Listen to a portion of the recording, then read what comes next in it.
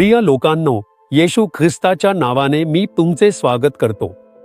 हे ठिकाण कसे आहे? सुंदर दिसत आहे का? खूप सुंदर समुद्र आहे। त्या समुद्राच्या पाण्याचा रंग बघा, त्याचा छा बघा, खूप सुंदर दिसत आहे। लाटा एकामागोमाग येऊन किनाऱ्यावर आदळत आहे। हे कोणते ठिकाण आहे असे तुम्हाला वाटते? हे ओमान देशातील सलालाह नावाचे शहर आहे। मी सांगितले पाहिलेत का? हे त्या शहराचा एक भाग आहे। एका बाजूला डोंगर आणि दुसऱ्या बाजूला समुद्र। हे शहर खूपच सुंदररित्या वसलेले आहे। हे एक आशीर्वादित शहर असल्याचेही दिसून येते। ठीक आहे, आपण या महिन्याच्या शेवटच्या दिवशी पोहोचलो आहोत। या शेवटच्या दिवशी परमेश्वर तुम्हाला एक संदेश देत आहे। तो काय सांगत आहे? लेवीय अध्याय 26 वचन 5। परमेश्वर काय सांगतात ते पाहूया। तुम्ही पोटभर अन्न खाल व आपल्या देशात सुरक्षित राहाल।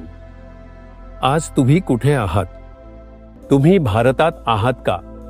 अमेरिकेत, श्रीलंकेत, मलेशियात, सिंगापूरमध्ये, न्यूझीलंडमध्ये, ऑस्ट्रेलियात, कॅनडात, युरोपियन देशांमध्ये, आफ्रिकन देशांमध्ये, चीनमध्ये किंवा रशियात तुम्ही कोणत्या देशात आहात?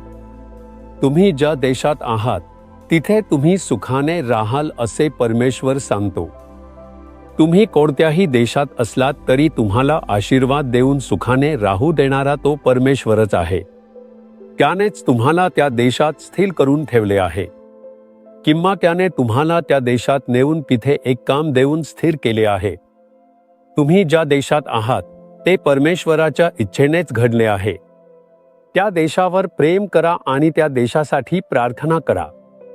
त्या देशाच्या भल्यासाठी परमेश्वराकडे विनंती करा। जर तुम्ही त्या देशाच्या भल्याची इच्छा ठेवून प्रार्थना केली तर परमेश्वर त्या देशाला भरभराटी देईल आणि तुम्हालाही आशीर्वाद देईल। जर तुम्ही फक्त स्वार्थीपणे पैसा कमवायचा, मीच सुखी राहायला पाहिजे, मीच आशीर्वादित व्हायला पाहिजे याच संकुचित विचाराने राहिलात तर परमेश्वर तुम्हाला आशीर्वाद देऊ शकणार नाही। आशीर्वादात अडथळे येतील, पण जेव्हा तुम्ही ज्या देशात राहता त्या देशावर प्रेम करता आणि त्यासाठी प्रार्थना करता तेव्हा तो देश तुमच्यामुळे आशीर्वादित होईल आणि तुम्ही त्या देशात आनंदाने राहाल। तुमची नोकरी सुरक्षित राहील, तुमचा व्यवसाय आशीर्वादित होईल, तुमचे उत्पन्न वाढेल आणि तुम्हाला चांगले आरोग्य व समृद्धी लाभेल। तुम्ही प्रार्थना करत नाही, बायबल वाचत नाही आणि परमेश्वराचा शोध घेत नाही, आणि जर तुम्ही नेहमी वेळ नाही असे म्हणत असाल किंवा फक्त स्वार्थी प्रार्थना करत असाल माझ्यासाठी, माझ्या कुटुंबासाठी, तर तुम्ही सुखी राहू शकणार नाही। तुम्हाला अडचणींचा सामना करावा लागेल। म्हणूनच प्रभूच्या वचनानुसार आज तुम्ही स्वतःला अर्पण करा। हे प्रभू, मी ज्या देशात आहे त्या देशावर माझे प्रेम आहे। या देशासाठी मी प्रार्थना करतो। प्रभू असे म्हणा आणि खरी प्रार्थना करून पहा। मग तुम्ही ज्या ठिकाणी आहात त्या शहरात, त्या देशात सुखाने राहाल। तुम्ही विश्वास करतोस का?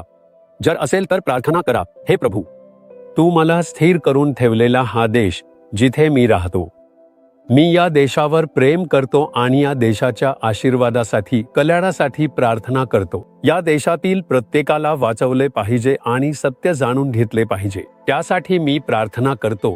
पाप आणि शापापासून मुक्ती मिळून आशीर्वादित जीवन मिळावे म्हणून प्रार्थना करतो। या देशात मला आणि आपल्याला शांतीत राहण्यास भाग पाडणाऱ्या देवाचे आभार। सर्व समस्यांना, अडचणींना बदलून आशीर्वाद देणाऱ्या देवाला स्तुती येशूच्या नावाने। आमेन आमेन।